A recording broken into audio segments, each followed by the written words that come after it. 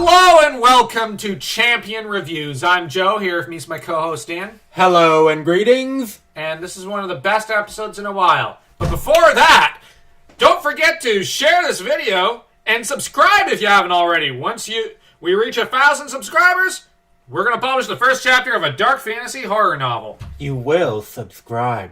You will subscribe. Now, enough of Jedi mind tricks and nagging.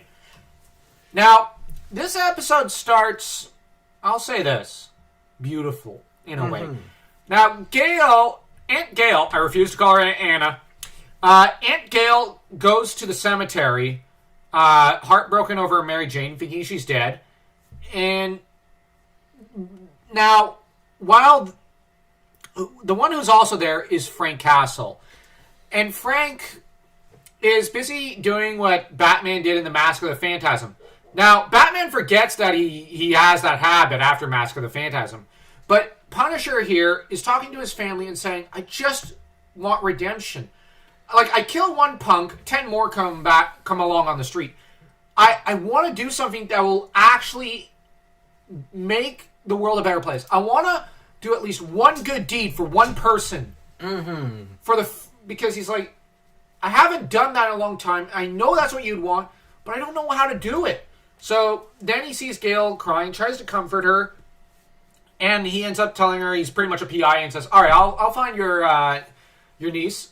I'll crack this mystery. Now, Frank is not a very good PI in here. He's not. Usually he's accustomed to shoot first, ask questions never. But the thing with Spider-Man and... now, he's convinced Spider-Man is a hero by this point. But the thing is, the whole thing with the man-spider has shaken him up.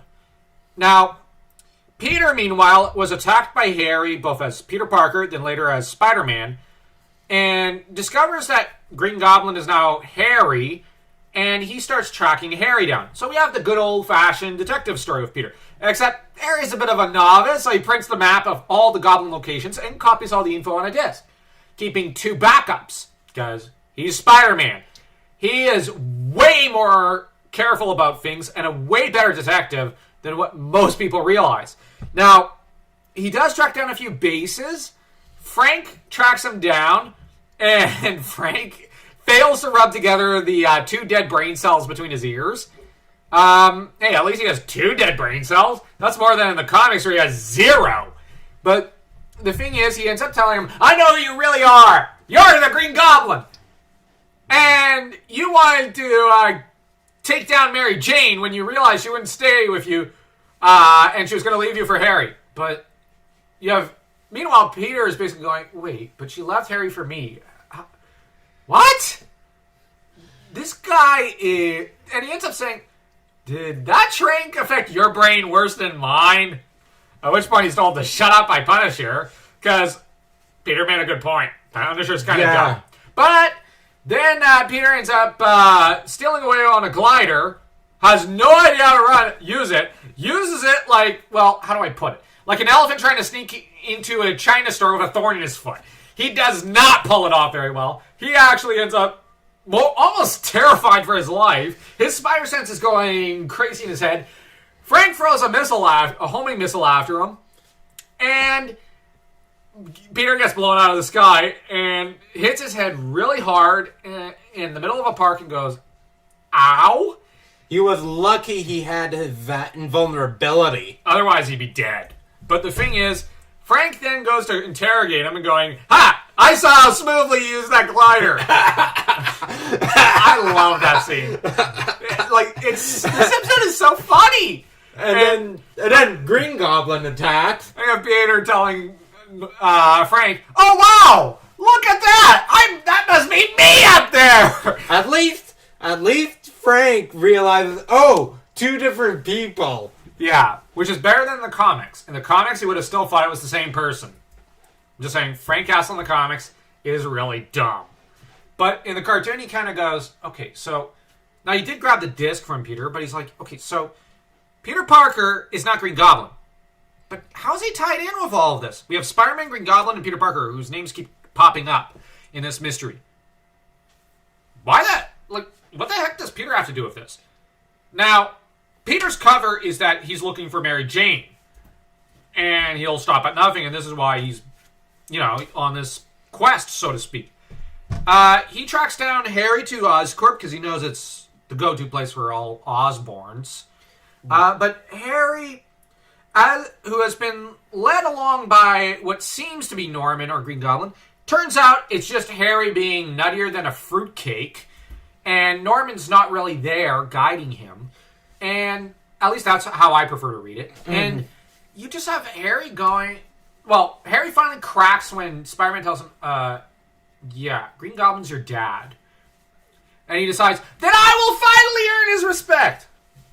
And goes off nuttier than Norman ever did, which is saying something, because Norman was a few screws loose of he was a few screws loose of a full box of screws. But Harry takes out the battle van, Spider-Man takes out Harry, and Punisher claims Harry. Peter tries to look for Harry for a while, goes back home, where he finds Frank and Harry hanging out on his sofa, while Aunt May's out with Gale. I mean, come on! This is breaking and entering! It's Frank Castle! Well, you know what? This is rather tame for him. Yeah, there's no orphans here to intimidate into making snowmen until they start crying and then murder their father figure in front of them.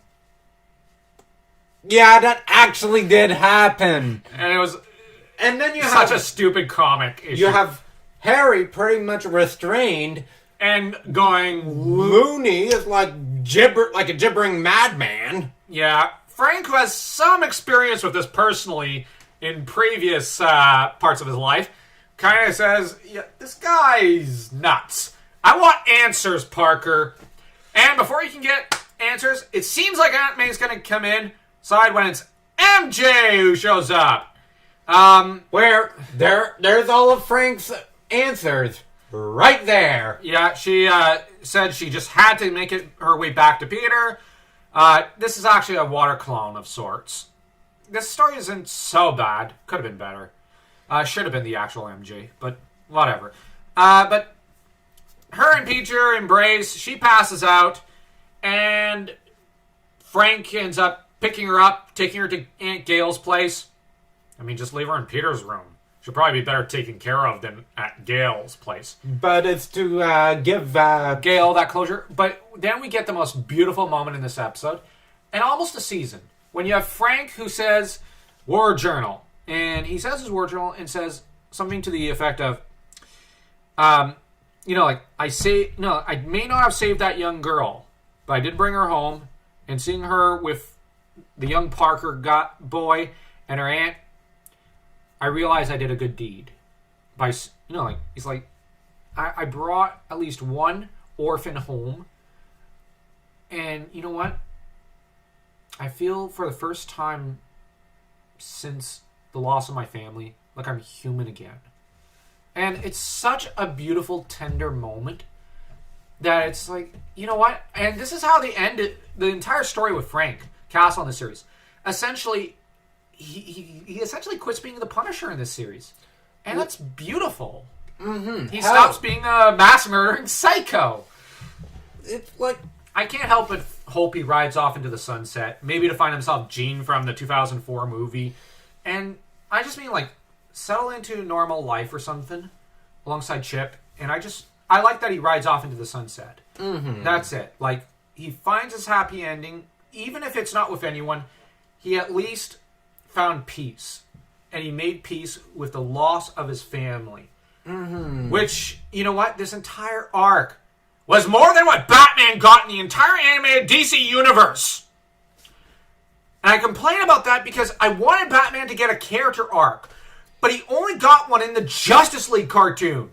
And as Wonder Woman's essentially arm candy. And Sub-Zero. No.